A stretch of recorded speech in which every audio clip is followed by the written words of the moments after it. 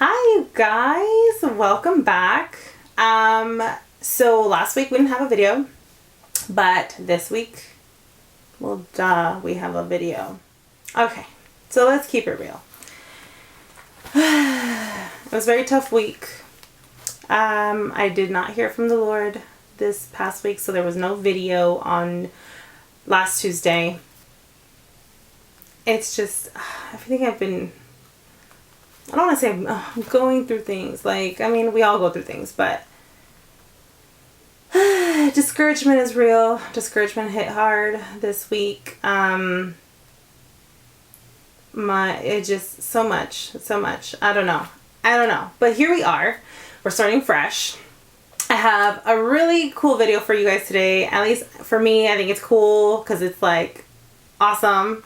I am going to talk about my first encounter with God. I have to admit, like, when people would talk about the first encounter, I honestly didn't know what that meant. I didn't know if it was something like super spectacular that's supposed to happen. I didn't know if it was the first time you accepted Christ. But I'm going to go with the day that something happened, that God met you where you were, showed you his mighty power, somehow, one way or another, it just impacted your life, and then you gave your life to Christ wholeheartedly and never looked back.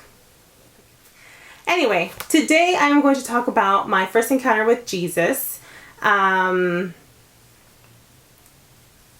didn't pray.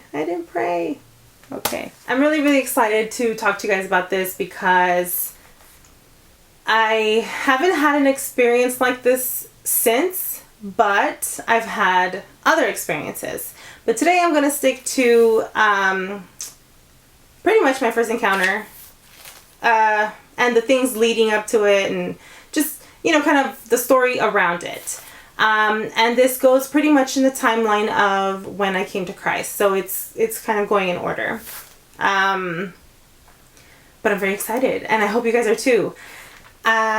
So it was November of 2017. It was actually Thanksgiving Day in 2017. And I remember my mom had asked me a few days before if I can go with her to a Spanish service that a lady that we used to know, a neighbor, a past neighbor, she had a church and she invited my mom, and so my mom invited me. And I was like, sure, that sounds like fun. What time? And mom's like, 6 in the morning. What? 6 in the morning? Who goes to church at 6 in the morning?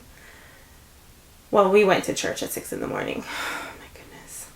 I couldn't believe it, but yes I did. So yes, the service was at 6 in the morning. I couldn't believe myself. And so we went. I'm usually I'm a good morning person. I got the chills. I'm pretty good. I can wake up early and I'm good throughout that time. I don't get sleepy or anything like that. So we went to the service, and it was some kind of prophet lady that was going to be preaching. To be honest, I didn't know much about that. I had heard that phrase being thrown around. I would hear that the prophet so-and-so, or they're a prophet, whatever. Like, I would hear that term. I just didn't know what it was. So when my mom told me, like, oh, she's supposed to be a prophet, I was like, okay, whatever. Like, I don't know what that means. So we went. I have to say, somewhere in the middle of the service, I could not keep my eyes open at all whatsoever. I have never felt, yes, I have once, but it was nighttime. I mean, it made sense. I was super sleepy.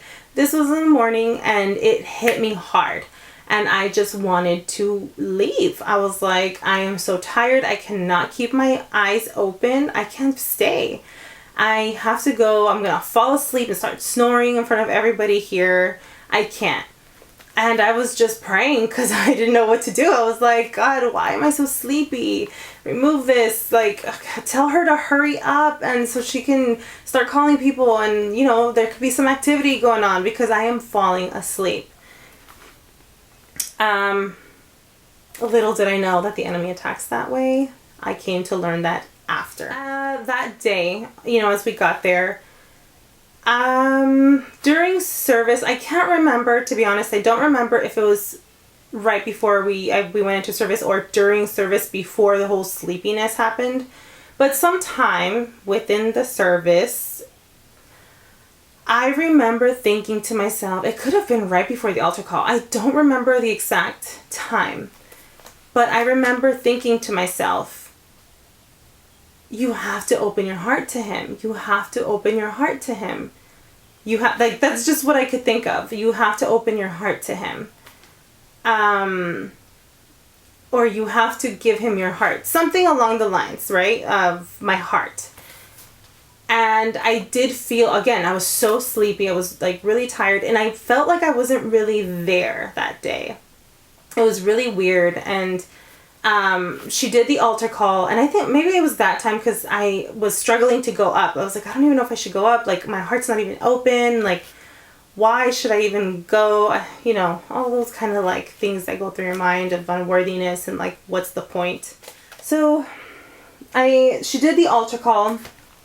My mom and I went up there and she put her hand on my forehead and began to prophesy. Again, I didn't know what that meant. I didn't know exactly what took place. And, you know, I didn't know. I hadn't experienced that before. And so she says, straight out of her mouth, entrega todo tu corazón. Él sabe los deseos de tu corazón. Él te dará tu casa. It was in Spanish. So she said, give him all of your heart. He knows the desires of your heart and he will give you your home. That just blew my mind. It blew my mind because how did she know? I've never seen her before. I didn't talk to anybody in this church. I didn't know them. And it was exactly what I was struggling with that morning, right before I went up there. So that broke me. I just remember crying. And so that was Thanksgiving morning. Now, let's fast forward 2 weeks later to another service that my ex's mom invited me to. There was a guest speaker coming in from Spain or something. I don't know where. So we went to the service, and it's a different church, different people. And he started preaching. He did the altar call, and people started dropping like flies, just on the floor, just straight on the floor. And some were kind of trembling, some were just out. Like, I was just like, it didn't scare me because I want to say I've seen it before or I'd heard of it. I was just thinking, these people are exaggerating. These people are faking it. Like, this is ridiculous. Like, how are they all, like, really? Like, really? Every single one just on the floor? I just kept thinking that. I'm like, these people are exaggerating. That was the word. Like, they're exaggerating. So, there was an altar call. My mom, she's like, go get a prayer. I was like, no. Like, no. Don't tell me what to do. I will go when and if I want to go. So she went. I did take a little longer, but I finally went up. And I remember him skipping me. And I was like, okay, why are you skipping me? I was trying to get into prayer. I was like, okay, Lord, like, these people are exaggerating. I don't understand what's happening here. Why is this, like, why? And in my head at that moment, I put all the power, I forgot who I was dealing with here. I forgot that this was God, and I put all the power on this preacher. I was thinking, this preacher is doing this. Like, this preacher is making them exaggerate. These people are exaggerating because of this preacher.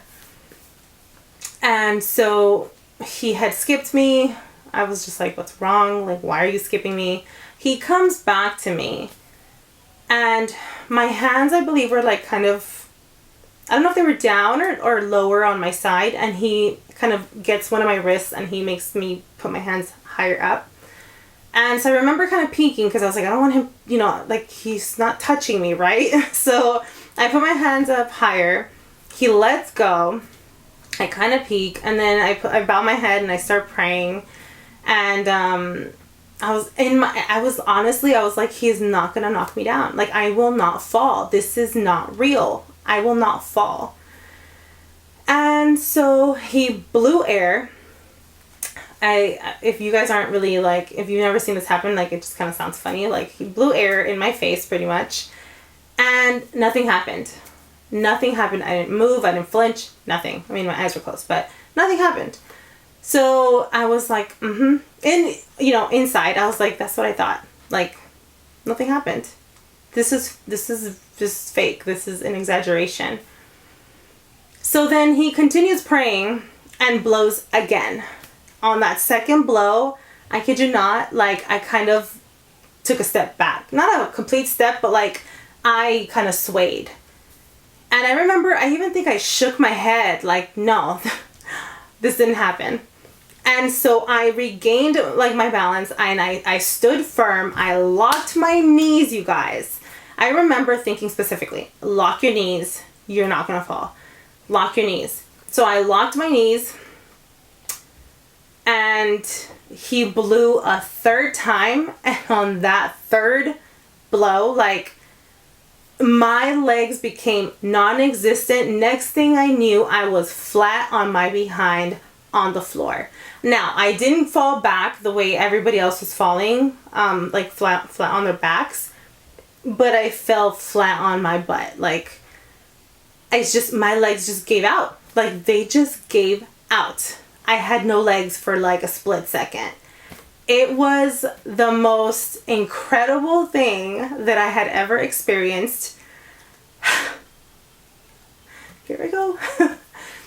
And I remember feeling the moment I went down, God said inside, like, it was that inner feeling, I have the control, not you.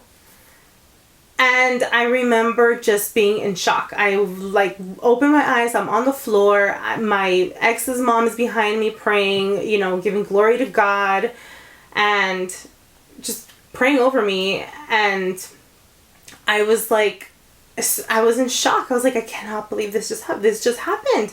This just happened. And so it was an awesome experience. It was the most incredible thing. I've never had that happen again. I haven't, no, I've experienced other things that I'll probably get into at a later time, but I just wanted to stick to this. And so, yeah, so it was incredible. You guys, this happened in 2017, not November. At this point, it was in early December 2017. I didn't realize that was being slain in the spirit until, I think, summer 2019. Sometime last year. I didn't realize that was being slain in the spirit. So yeah, I was pretty excited when I found out, even though I found out time later. It was amazing. I mean, it was the most amazing thing ever. Yes, that is it for today, you guys. I don't know how short or how long this will be, but I am very excited to share this with you guys. My first encounter with God, and he straight up showed me who's boss. Yes, he did. And I loved it. Every little second of it. So yeah, I hope you guys enjoyed this. I would love to know what your first encounter was like. If you feel like you've had a first encounter, if you're not really sure, I want to know too. We can talk about it. Anyway, I will see you guys soon. God bless you guys. Bye.